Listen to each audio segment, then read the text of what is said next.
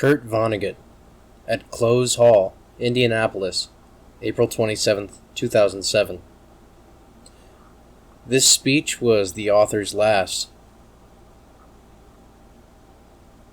Provided here is an excerpt from Vonnegut's book, Armageddon in Retrospect.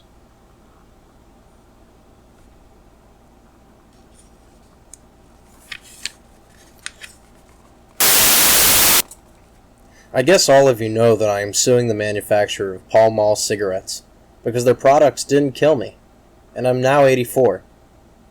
Listen, I studied anthropology at the University of Chicago after the Second World War, the last one we ever won, and the physical anthropologists, who had studied human skulls going back thousands of years, said we were only supposed to live for 35 years or so, because that's how long our teeth lasted without modern dentistry. Weren't those the good old days? 35 years and we were out of here. Talk about intelligent design. Now all the baby boomers who can afford dentistry and health insurance, poor bastards, are going to live to be 100. Maybe we should outlaw dentistry, and maybe doctors should quit curing pneumonia, which used to be called the old people's friend.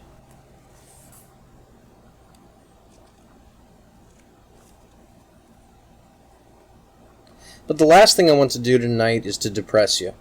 So I have thought of something we can all do tonight which will definitely be upbeat. I think we can come up with a statement on which all Americans, Republican or Democrat, rich or poor, straight or gay, can agree, despite our countries being so tragically and ferociously divided. The first universal American sentiment I came up with was, sugar is sweet. And there certainly is nothing new about a tragically and ferociously divided United States of America, and especially here in my native state of Indiana. When I was a kid here, this state had within its borders the national headquarters of the Ku Klux Klan, and the site of the last lynching of an African-American citizen north of the Mason-Dixon line. Marion, I think.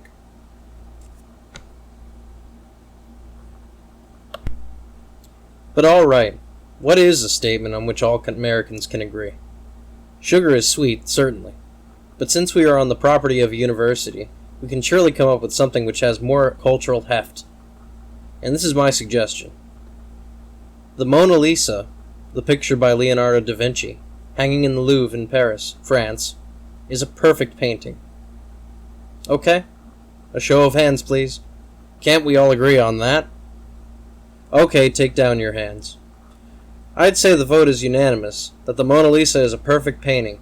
The only trouble with that, which is the trouble with practically everything we believe, it isn't true. Listen, her nose is tilted to the right, okay? That means the right side of her face is a receding plane, going away from us, okay? But there is no foreshortening of her features on that side, giving the effect of 3 dimensions. And Leonardo could so easily have done that foreshortening.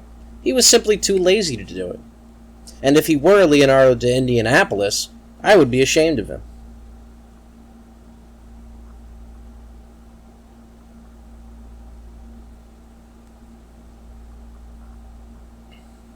But seriously, fellow Hoosiers, there's good news and bad news tonight. This is the best of times and the worst of times. So what else is new? The bad news is that the Martians have landed in Manhattan and have checked in at the Waldorf Astoria. The good news is that they only eat homeless people of all colors, and they pee gasoline. Am I religious? I practice a disorganized religion. I belong to an unholy disorder. We call ourselves Our Lady of Perpetual Consternation. We are as celibate as 50% of the heterosexual Roman Catholic clergy. And yes, my fellow Hoosiers, and I have never denied being one of you, this is indeed the apocalypse, the end of everything, as prophesied by St. John the Divine and St. Kurt the Vonnegut.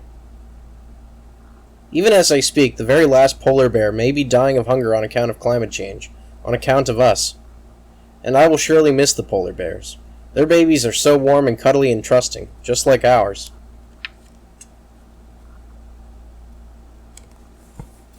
Does this old poop have any advice for young people in times of such awful trouble?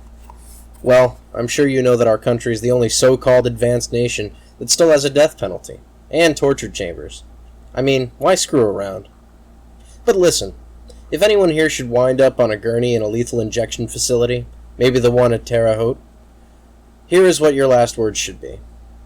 This will certainly teach me a lesson. If Jesus were alive today, we would kill him with lethal injection. I call that progress. We would have to kill him for the same reason he was killed the first time. His ideas are just too liberal. My advice to writers just starting out? Don't use semicolons. They are transvestite hermaphrodites, representing exactly nothing.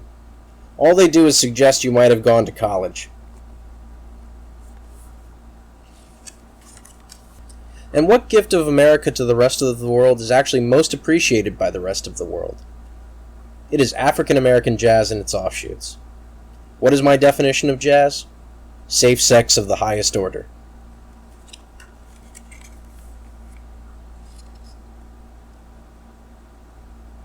What can we do about global warming? We could turn out the lights, I guess, but please don't. I can't think of any way to repair the atmosphere. It's way too late.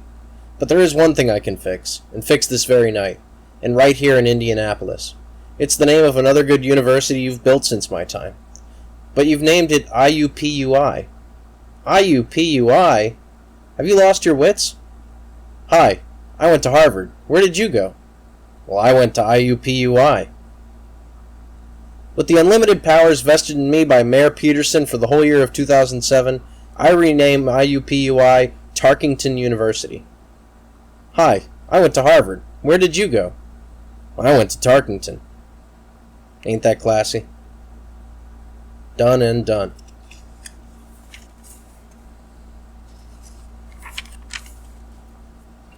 And how should we behave during this apocalypse? We should be unusually kind to one another, certainly, but we should also stop being so serious. Jokes help a lot. And get a dog if you don't already have one. I myself just got a dog, and it's a new crossbreed. It's half French Poodle and half Chinese Shih Tzu. It's a shit poo. And I thank you for your attention, and I'm out of here.